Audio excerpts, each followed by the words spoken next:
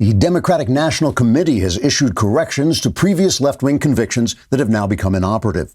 In a pamphlet, which was immediately adopted as the formal style book of the New York Times, a former newspaper, the DNC said it, quote, wished to clarify our previous statements of deeply held belief in order to eliminate any misapprehension that we were telling the truth when we made them, which might hamper our descent into unconscionable hypocrisy, unquote. First among the statements was believe all women. The DNC pamphlet says, quote, obviously, we were just kidding. Can't anyone take a joke anymore? After all, women make up approximately 50% of the world's liars, making it impossible to know whether they are telling the truth or not without careful investigation by the FBI in the case of Republicans and by the DNC in the case of Democrats.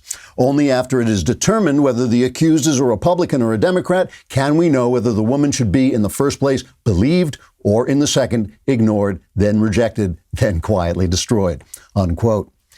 A second statement that is now inoperative is dissent is patriotic. The pamphlet says, quote, this is a simple typo and we actually meant dissent is patriotic, meaning any protest that descends from Marxist radicalism and is intended to destroy the country to which patriots feel patriotic is patriotic, whereas patriotic dissent calling for freedom and economic reopening is unpatriotic because it's spelled differently, unquote.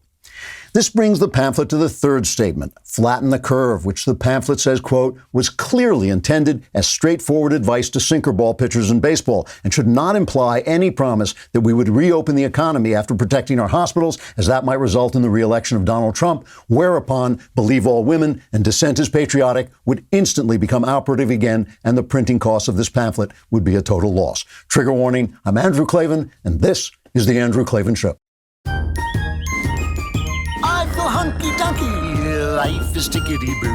Birds are winging, also singing hunky-dunky-doo. Ship-shaped, ipsy-topsy, the world is zippity-zing. It's a wonderful day, hurrah, hooray! It makes me want to sing. Oh, hurrah, hooray! Oh, hooray, hurrah! So these protests, against lockdown orders are now spreading through the country. Over the weekend, there were protests in Chicago, Los Angeles, Sacramento, Raleigh, North Carolina, among other places. My personal favorites were the protests to open the California beaches, one of which featured a guy holding a sign with a surfboard on it and the defiant words, come and take it. So points for hilarity there. I support these demonstrations, even though they carry dangers, and here's why. First, just as a reminder, let me point out that in the same way I've resisted left-wing fear-mongering and China justifying during the current crisis, I've also opposed right-wing posturing about our sacred liberties. I felt, and I still feel, that our sacred liberties are only under attack in certain isolated places and not in any systemic way. This doesn't mean there are no civil rights violations going on. There sure are, and cops who are doing stuff like that should knock it off. And I do think it's fair to worry that the current emergency procedures could be used by left-wingers as an excuse to deprive us of liberty in the future, but sufficient unto the day is the evil thereof, so I'll worry about that when the time comes. But I support the current protests for a different reason. They're local, and it's important to notice that they're local. Donald Trump, in one of the single greatest acts of his presidency, has maintained our federal system during this pandemic and has left it to each state to determine what sort of reopen plan their situation requires. That's just common sense, but it's also good old-fashioned American law. Not every governor and mayor has responded wisely or in a freedom-loving way. They've ordered us to lock down to keep our hospitals from being overrun. Fair enough. Now that the hospitals seem to be safe, why isn't lockdown giving way to sensible reopening accompanied by recommended health procedures? What are the plans? What's the timeline? What's a realistic step-by-step design that will both help us protect ourselves but also give us back our lives, our liberties, and our economy? I'm talking to people in New York City, and as far as they know, they'll be staying in their tiny apartments forever. They're getting no word whatsoever about when this ends or what the plan is. They just don't know. The severity of the Chinese disease and all the factual unknowns that there were made this, I think, a legitimate emergency. That emergency has passed. So too should the states, cities, and emergency powers. They should let go. Why are there reopen plans in some states and not in others? Well, look, it could be that Gavin Newsom in California and Andrew Cuomo in New York and Gretchen Whitmer in Michigan have tyrannical leanings. Maybe they do. But what I think we're actually witnessing from them is rooted in simple political cowardice. With a corrupt left-wing press pushing fear and loathing in order to get at Trump, there's no media reward for these governors to reopen. And there is political danger that the inevitable spike in Chinese flu cases after the reopen will be turned into a plague by hysterical reporting and used to bludgeon these governors back into panic. That is already happening. So the governors are scared. They're scared of the press. But if your goal is social distancing and sane behavior, and your lockdown orders are so draconian that honest Americans are gathering en masse and unmasked in protest, you're not accomplishing your goal. So what are you going to do? You're going to arrest everybody? Or is it time to listen to and work with everybody, as that evil, horrible, no good, very bad Donald Trump has been doing pretty much throughout? People who despise Donald Trump need to show at least as much courage as Donald Trump has and begin the process of letting us get back to work. All right, before I start to talk about Rad Power Bikes, our sponsor, let me thank all our sponsors for sticking with us. We know this is a tough time, especially for small businesses. We know it's a tough time for the people who patronize our sponsors. So we hope you will patronize our sponsors if and when you can. And we thank our sponsors for sticking with us, including Rad Power Bikes, because not only have they been loyal and devoted, they also are just cool. I mean, a Rad Power Bike is just what it sounds like. It is a rad power bike. You can pedal it. You can use the motor. It's a cross between a traditional bike and a moped, but it doesn't require a special driver's license like a moped would. You can go up to 20 miles per hour without pedaling, so you can get out and get about without getting sweaty. It's nice, especially now when you want to just get out of your house at least and get some sun. They're great for commuting, getting out on the trail, hauling groceries, or even transporting your kids on the back. Unlike other e-bikes, they're actually affordable. Plus, to show appreciation for those that serve us, Rad Power Bikes is offering $100 off all e-bike purchases for active ex-military, first responders, teachers, and students. If you know someone who loves being active outdoors, tell them about Rad Power Bikes. They offer flexible financing for as low as 0% APR. And right now, as a limited time offer, get a free accessory with the purchase of a bike. That's right, a free gift of up to $100 in value and free shipping to the lower 48 states. To get this special offer, text the word POWER to 64,000. That's POWER to 64,000. Text POWER to 64,000. So today, May 4th, is 50 years since the Kent State massacres. 4 students, if you don't know what this is, 4 students were killed during a student protest by National Guardsmen. The National Guard fired on the student protesters, and 4 of them were killed. It was a protest against Nixon expanding the Vietnam War into Cambodia. It was absolute chaos. They don't know why it happened exactly. There's some talk that there was a broken light bulb that sent a pop off, and the National Guardsmen thought they were under fire. It was just chaos. It was botched crowd control is what it was. It was a botched crowd control. One thing that nobody will tell you but me is it was a political victory for the administration, right? It wasn't a moral victory, right? When young Americans are killing other young Americans, that's not a moral victory. But it was a political victory. There were big protests afterwards, huge protests across the country. You probably heard the famous song, Ohio, Crosby, Stills, and Nash, I think it was, Tin Soldiers and Nixon coming. We're finally on our own. This summer I heard the drumming, 4 Dead in Ohio. It was banned on a lot of AM stations, but it was played on a lot of FM stations. But the people sided with the Guard. The people, by something like 58%, sided with the Guard. The protests after that petered out, which is why Nixon had been elected on a law and order platform, and Nixon won in a landslide in 1972. But here's the thing, right? It was a tragedy. It was a terrible tragedy. It's botched crowd control. This happens all the time. Once you get into these protests, things can go terribly wrong. Nixon and Agnew spoke with disdain about the protesters. And today, who's speaking with disdain about the protesters who want to reopen? The Washington Post, they just call them, they're a bunch of anti-vaxxers and evangelicals, and these guys, they don't really, it's AstroTurf. Lori Lightfoot in Chicago, Bill de Blasio in New York, speaking with disdain, also bringing out the big guns and threatening arrest. The point here is not who's right or wrong. The point is the disconnect between the government and the people, the disregard for the feelings of the people. It doesn't matter. There were dangers now from this virus, just as there were dangers from Chinese communist imperialism in Vietnam. But the thing is, if you work with the people, it's a free country. You are leading people. You're not controlling them. If you work with the people, it does not have to be this way. Trump is doing it. The governors should too. All right. Let's just take a look at the way different people are talking about this. I want to read you a quote from Edmund Burke. I love Edmund Burke. Edmund Burke was really the founder of our kinds of conservatism. He was talking in a time very much like this time when there was revolution in the air and people wanted change, but at the same time the British government was cracking down because they didn't want the revolution to come and take their monarchy away. They didn't want a revolution in their country like was happening in France. And Burke was just right about everything. He supported the revolutionaries in America, but he said that the revolution in France was going to turn into a bloodbath, and indeed it did. And the reason he knew that is because he knew that the Americans were operating within their tradition. They wanted their rights as Englishmen, whereas the French were trying to wipe away the entire world. They were going to wipe it away and replace it with the rule of reason, and that doesn't make any sense. And basically it severs all the ties to tradition and principle and the natural ties that we have to our country and to our leaders and all these things. And here's one of the things he said.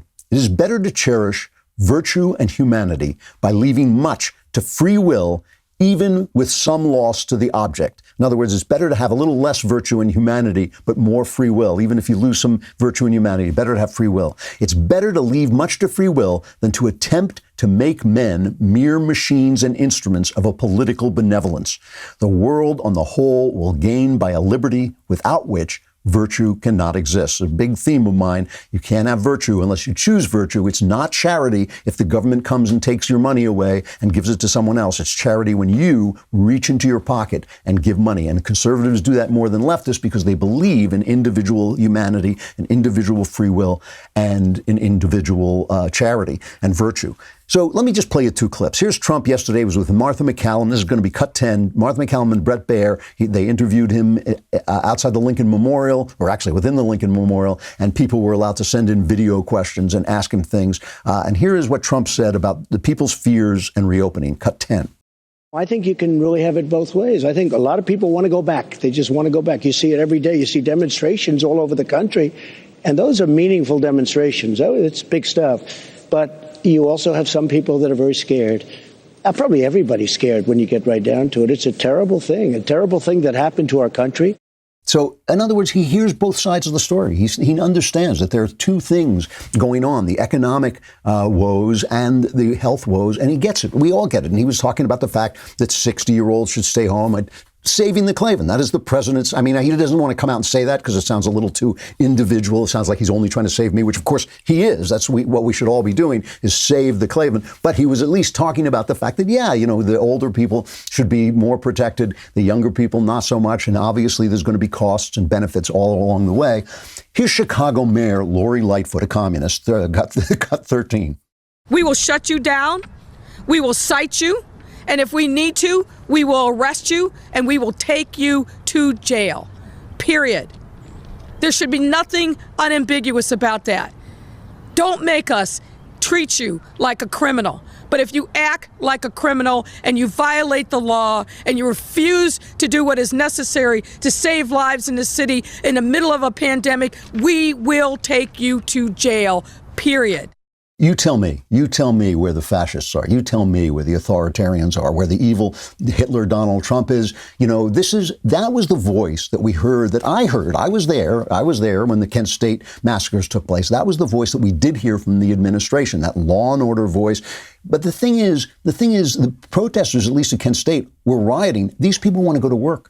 They just want to go to work. They want to get out. They want to have their lives back. They want to make their own decisions. What's the right way to do that? It's to say, okay, we're reopening, but here are some things you should know. Older people are in danger. Stay home. You got to have social distancing even at work. Here's some health things. Because people don't want to get sick and die, and people don't want to get sick at all. So they'll listen. They will listen.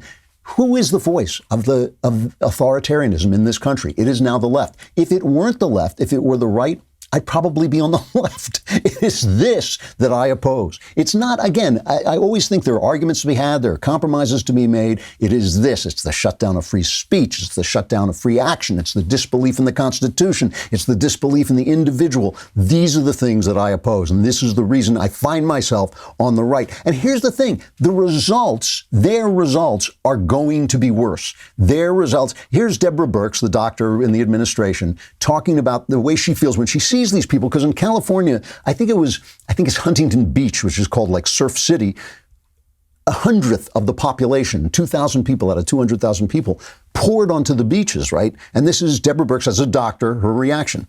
Cut 11.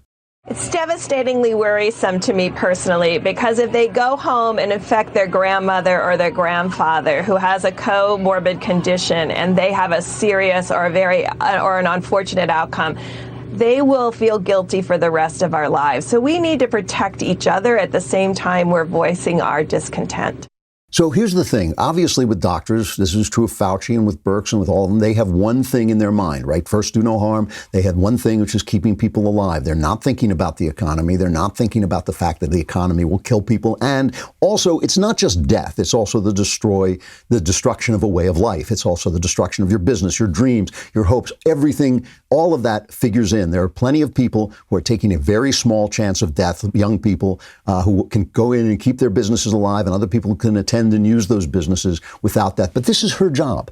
It's her job. I mean, I really get annoyed, especially it's on the right, too, with people, calling for Fauci to be thrown out and Birx to be thrown out. No, they are the voice of their profession. That, you need the voice of all the different people. Donald Trump needs to hear their voices. He definitely needs to hear their voices, as well as the voices of economic reopening. And so does everybody need to hear both sides of the problem, because it is at least a dual problem.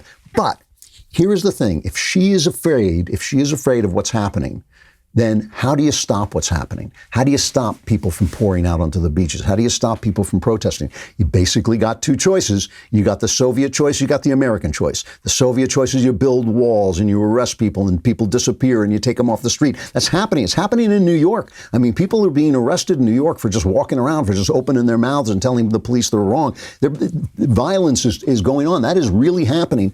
Or you have the American way, which is, look, guys, here's the reasonable way to do this. We get it. There are two sides to this. There's the health side and the economic side.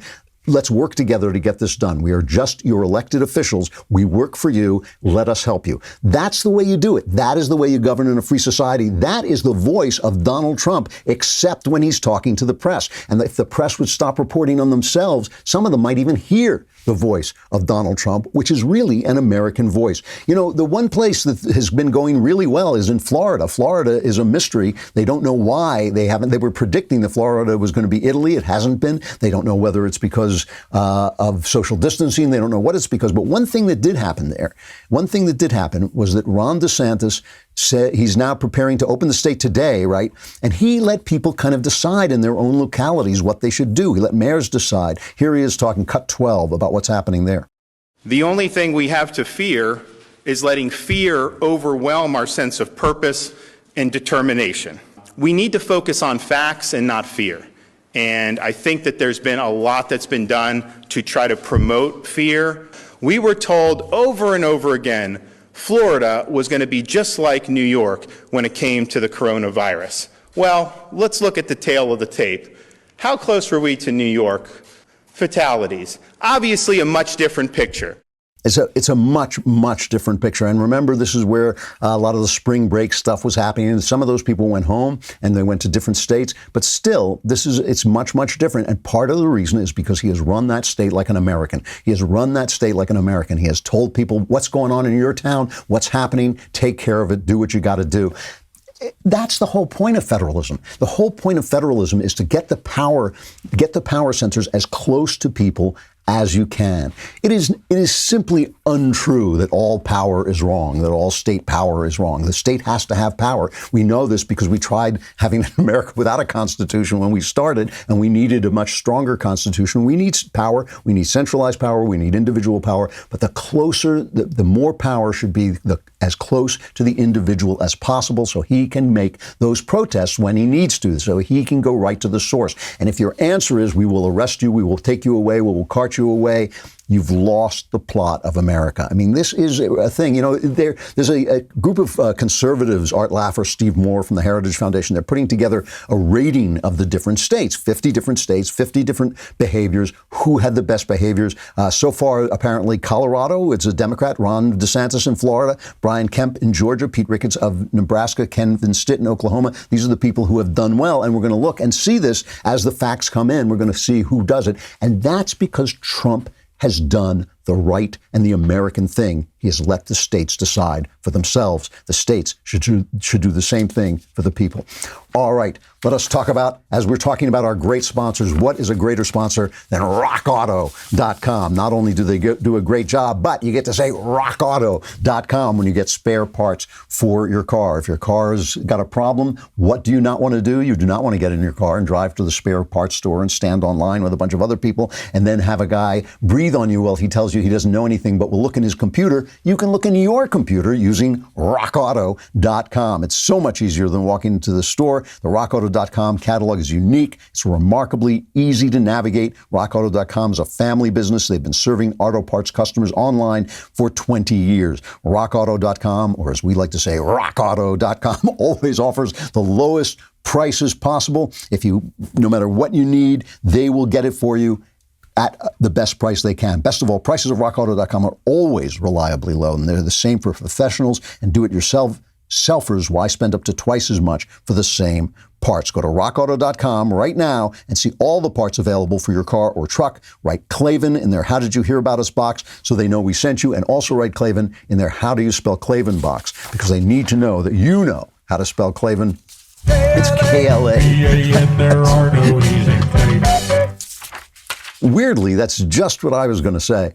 All right. So, it's becoming clear that the press is what it is. In this crisis, we have seen the press stripped naked of all pretense. It really is quite amazing. Bill Maher and Matt Taibbi, I think that's how you pronounce his name. He's with Rolling Stone. They're both left wingers. They're both left wingers, but they are, people I've always paid them respect because they do try to see what's going on both sides from their left wing perspective. And they're talking about how difficult it is to get information from the press and why. This is cut number 9. This is the second cut. You're right about this. If he says something, even though he is a crazy person, if he says we should get back to work, our answer can't be dependent on, well, he said it, it has to be wrong. Yeah, we're reverse engineering our attitudes on all these things, right? So You take something like hydroxychloroquine. When I first heard about this drug and I looked at the news stories, as soon as I saw that it was referred to in headlines as the drug touted by Trump, I knew that it was going to be impossible to get any real information in the American news media about it, because the Fox/Daily Caller people were going to say that it worked, and the people on the other side were going to say that it was a conspiracy theory.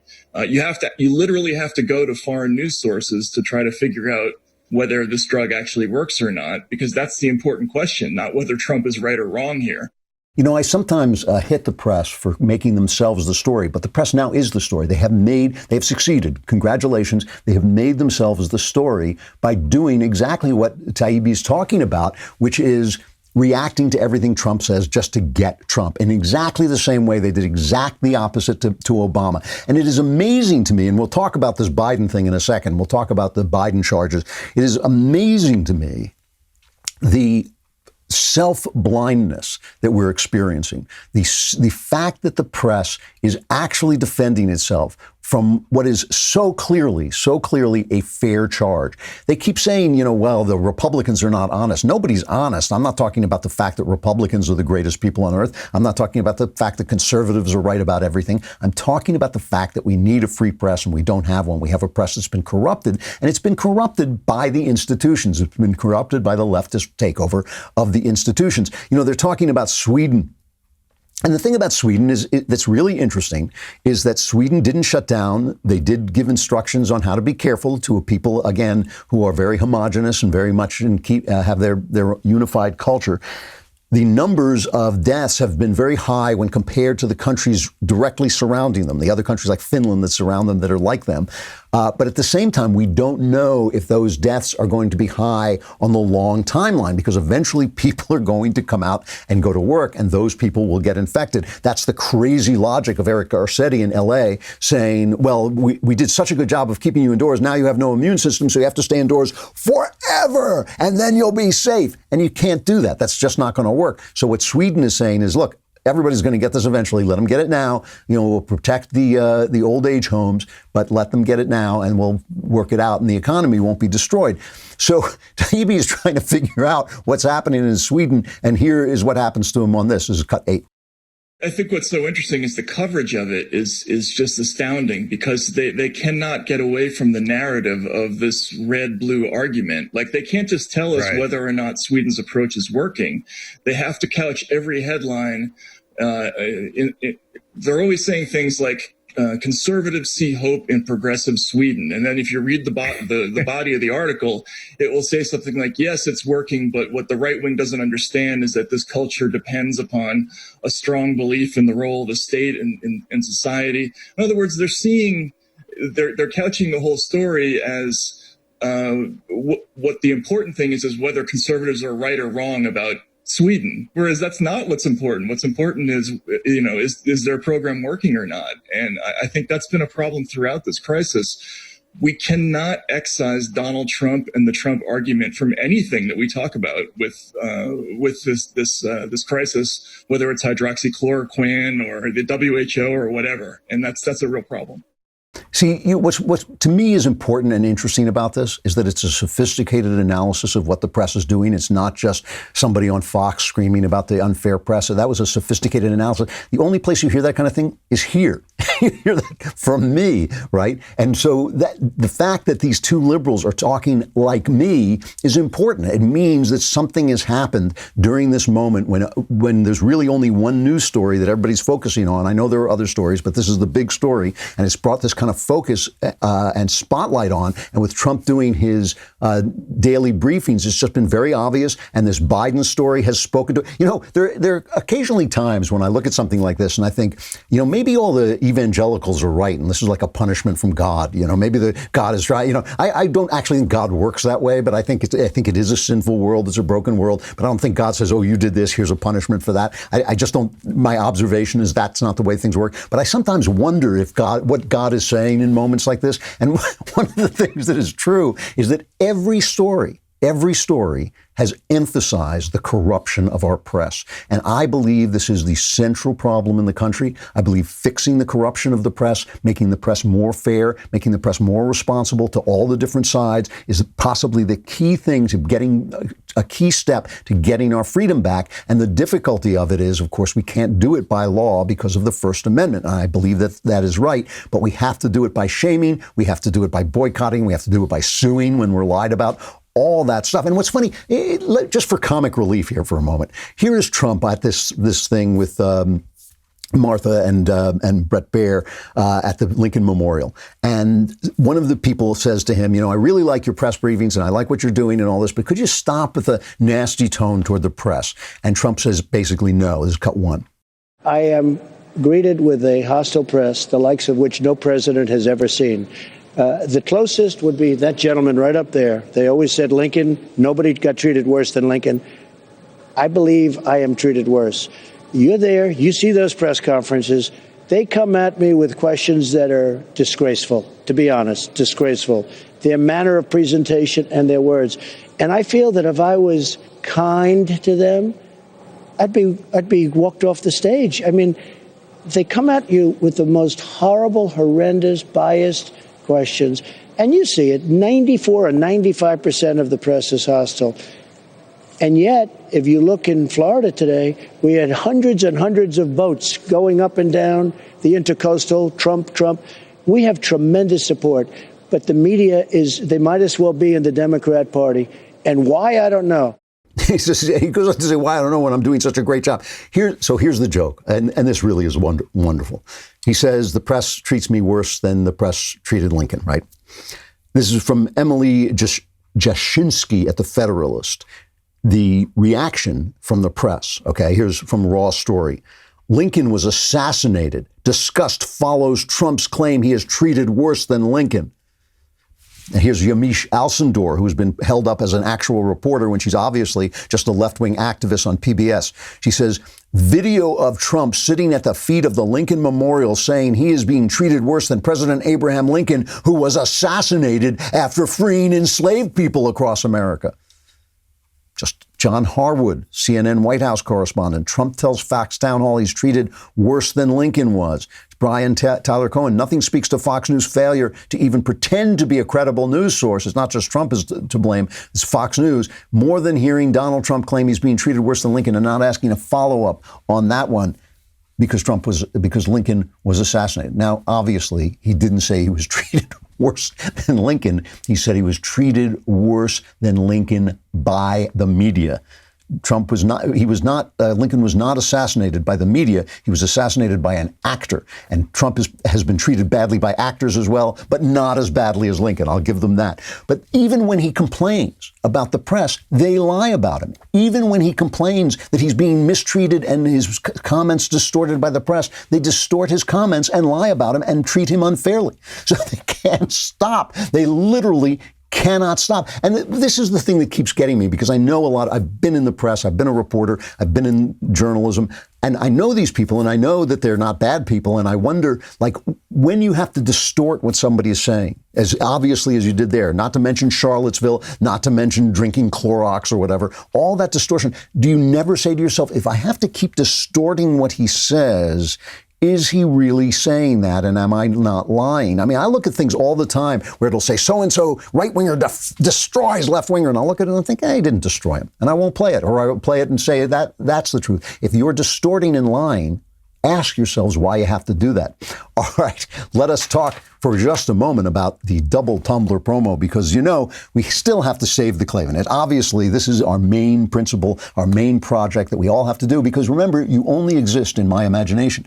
So if I go, everybody goes. But while we continue to do that, we have to remember that the deal for 2 leftist tiers tumblers is coming to an end tomorrow. When you become a Daily Wire Insider Plus or an All Access member, you get 2 of the magnificent, unbreakable, solid gold, diamond encrusted leftist tiers tumbler, which are different from all other solid gold diamond encrusted tumblers by not being solid gold or diamond encrusted. So act now before it's too late. And existing members, we will have a deal for you as well. Daily Wire members get all the amazing benefits. You get the app, you get 3 hours of the Ben Shapiro Show, you get an ad-free experience, and you get to be in the mailbag, so all your problems are solved. What else can you ask for? Come over to dailywire.com and subscribe. Just like our sponsors support us, and we need their support, we need your support as well. So come on over and become a member.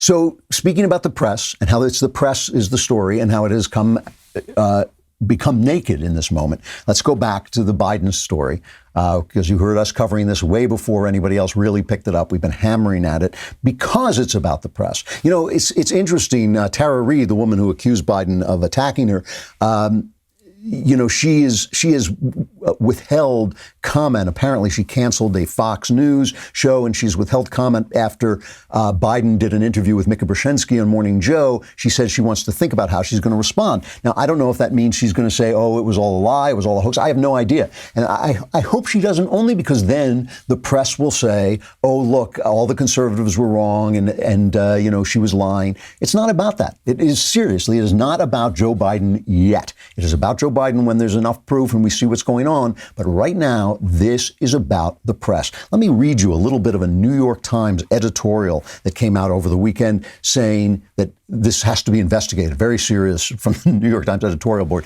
They say, as is so often the case in such situations, it's all but impossible to be certain of the truth, which is not what they said with Kavanaugh. But the stakes are too high to let the matter fester, or the stakes are too high to leave it to be investigated by and adjudicated by the media. Let's not let the press investigate this. That would be wrong. It would be wrong for the press to say, quote, every woman who says anything about Joe Biden. And notice how all the other women who say that Joe Biden treated them inappropriately have vanished, where with Kavanaugh, they were all piled on top of the original accusation. But with Biden, it's like out the door with them. It's just this one thing. Once we disprove this, it'll be fine. And they say in 2018, this board, the editorial board, advocated strongly for a vigorous inquiry into accusations of sexual misconduct raised against Brett Kavanaugh when he was nominated to a seat on the Supreme Court. Mr. Biden's pursuit of the presidency requires no less. Now, what they called for was the FBI to investigate Kavanaugh. What they're calling for now is the DNC. The Democratic National Committee should move to investigate the matter swiftly and thoroughly with the full cooperation of the Biden campaign. That'll be reliable. We can trust the DNC. We don't want the FBI to do it. We don't want the press to do it. No, no, no.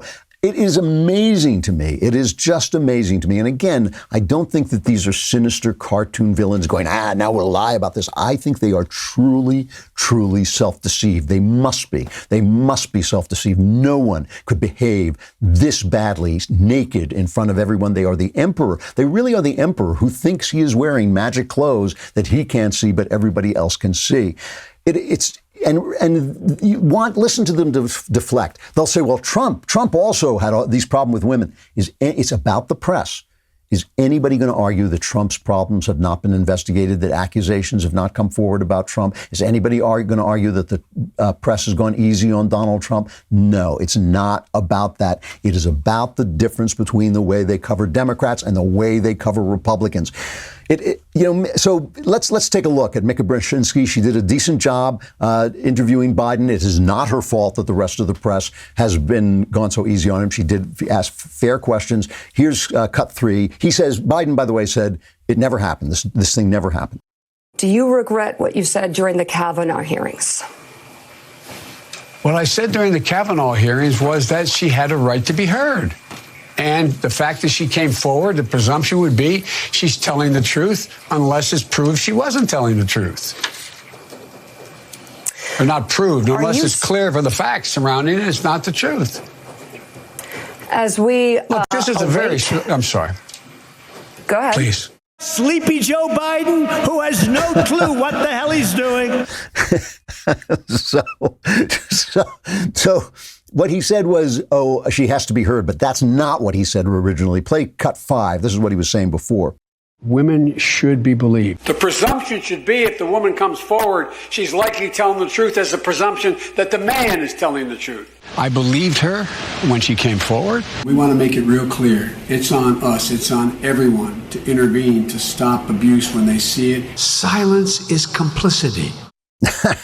So it was a much different, then the issue it's like the issue is women. I wrote this novel, True Crime, in which there's a funny routine that one of the editors do about how they choose the issue, what issue it is, right? So then with Kavanaugh, the issue was women. Now the issue is Joe Biden. Now it's Joe Biden. I like Nancy Pelosi, I think, said Joe Biden is Joe Biden. That should be his campaign slogan. There's something else here too, by the way. I was going back through some old videos of what he said back in the day, right? He was a different human being.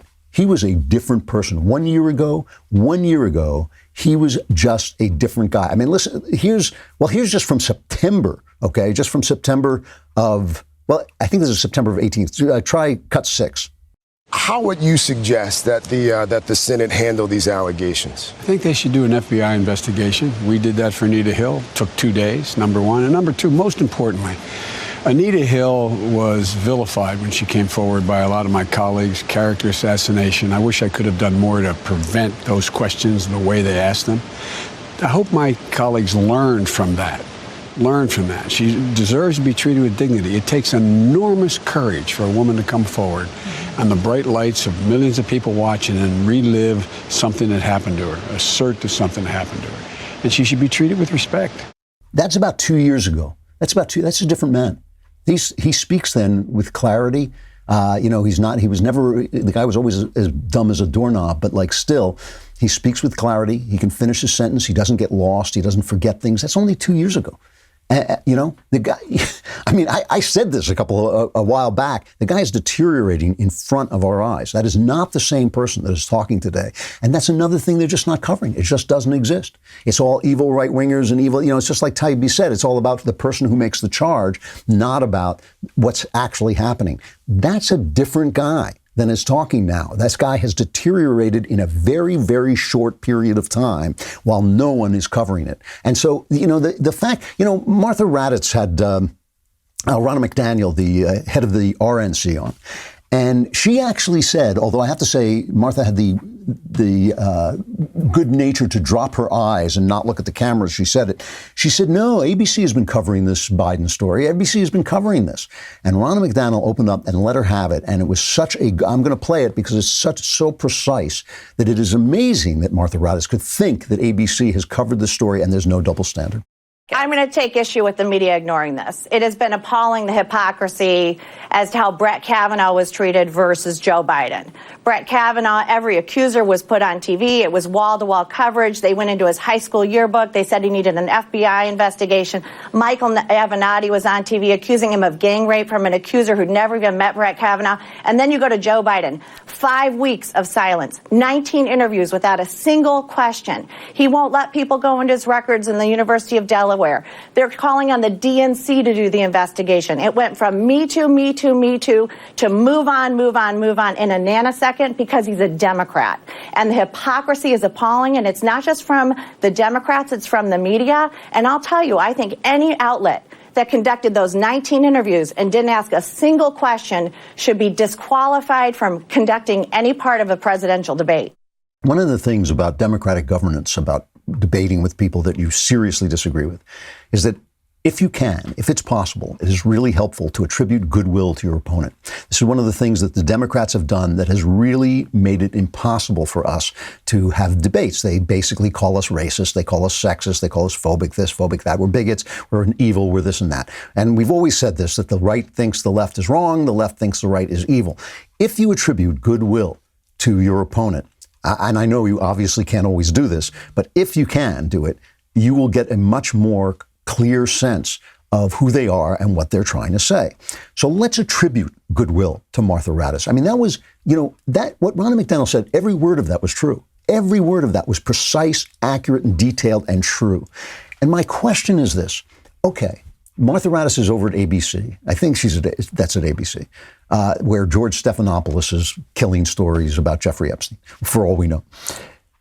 But surely at some point, she starts to think, wait a minute. That's true. We did not cover this the same way. I mean, surely when she dropped her eyes from the camera, there was something inside her going clickety, click, click. Is there a point where these people start to say, hey, you know what? We're not covering the news in a fair way. I mean, there was a story in Hollywood Reporter about how tired these poor reporters are from covering Trump. And at one point, a senior CNN producer says, as journalists, I don't think anybody cares about what party the president of the United States is. What they care about is being able to live their lives normally again. Are they that self-deceived? And can they become undeceived? That is actually one of the biggest political questions we're facing right now. All right, a final reflection. Over the weekend, we've been trying to watch kind of classic movies, but also I've been listening to Woody Allen's autobiography, Apropos of Nothing. And as you remember, Woody Allen's biography was going to be published, and then the left-wing fascists who worked at the publishing house went out on strike, basically saying no, because he was accused of molesting his daughter in an accusation that he completely denies. And so they actually canceled the contract to publish his book, and it's been put out, I think, by Amazon or something like that. It's not a big publisher, but it is out. It's called Apropos of Nothing. I'm not a Woody Allen fan. I really dislike the man personally. I can't stand him when I see him on TV acting normally. I think his films are okay, but overrated. This book is terrific. I've always maintained that Woody Allen's best work was his early work in The New Yorker. They're called casual pieces that he wrote for The New Yorker. And if you go back and look at, what's it called? Getting Even, I think. The book is called Getting Even. It's probably one of the top funniest books ever written by an American. It is one of the funniest things I have ever read, and I read a lot of funny stuff, and it's hard to do. It is an incredibly funny book. He's an incredibly funny writer. This is an honest look at a very, very damaged guy. He depicts himself as a damaged person. He shows himself to be damaged, and there's a lot of lack of awareness about his own damage. A lot of things where he keeps saying, no, I had a wonderful childhood. I don't know where this came from. And then you listen to his childhood and think like, yeah, I'm starting to see where this came from. As he himself says, his psychotherapy has never helped him at all. He is just a damaged guy. So anyway, in keeping with watching this book, with reading this book, and I'll get back and say more about it when I finish it, my wife and I watched Play It Again, Sam, which was from 1972. And it was not directed by Allen, but it was based on a stage play he wrote in which he admired Casablanca so much that he wanted to be Humphrey Bogart, and the ghost of Humphrey Bogart starts to come and tell him how to pick up girls, how to meet girls. And here is the funniest scene in the movie where he tries to pick up a girl in an art museum in San Francisco. It's quite a lovely Jackson Pollock, isn't it? Yes, it is. What does it say to you? It restates the negativeness of the universe, the hideous, lonely emptiness of existence, nothingness, the predicament of man forced to live in a barren, godless eternity, like a tiny flame flickering in an immense void with nothing but waste, horror, and degradation, forming a useless, bleak straitjacket in a black, absurd cosmos. What are you doing Saturday night? Committing suicide. What about Friday night? That's the funniest line in the movie. It's really what's really interesting is the movie is not very funny. I remember it as being absolutely hilarious. I remember cracking up once so hard that I actually banged my head on the seat back in front of me in the theater.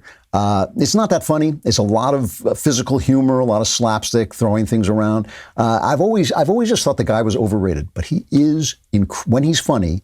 He is as funny as it's possible to be, and I think his funniest stuff is on the page. I think so far, I'm maybe about halfway through his autobiography, Apropos of Nothing. So far, it is absolutely terrific, and he is a guy. I don't know. It's just an interesting thing, He and the people he knows, the very successful entertainers that he knows, are all such damaged people that I'm just reminded of the problem with our entertainers is not that they're damaged and not that they're bad people. It's that we listen to their opinions, that their opinions are asked at all. Why anybody should ask an entertainer what he thinks about politics is a complete mystery to me. Why they should make speeches about it, complete mystery to me. They should shut up and sing because really they're just too damaged. Almost, not all of them, but a lot of them. They're so damaged that they really should question their own opinions and how important they should be to the rest of us. That is really the question. Anyway, Woody Allen, Apropos of Nothing, really entertaining book so far. Play it against him. You could skip it. All right, I'll talk to you again tomorrow. I'm Andrew Klavan. This is The Andrew Klavan Show.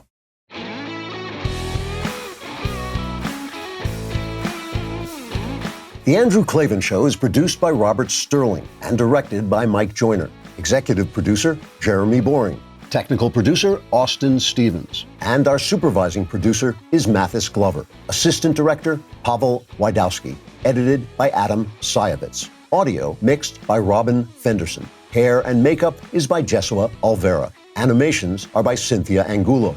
Production assistants, McKenna Waters and Ryan Love. The Andrew Klavan Show is a Daily Wire production. Copyright Daily Wire 2020. If you prefer facts over feelings, aren't offended by the brutal truth, and you can still laugh at the insanity filling our national news cycle, well, tune in to The Ben Shapiro Show. We'll get a whole lot of that and much more. See you there.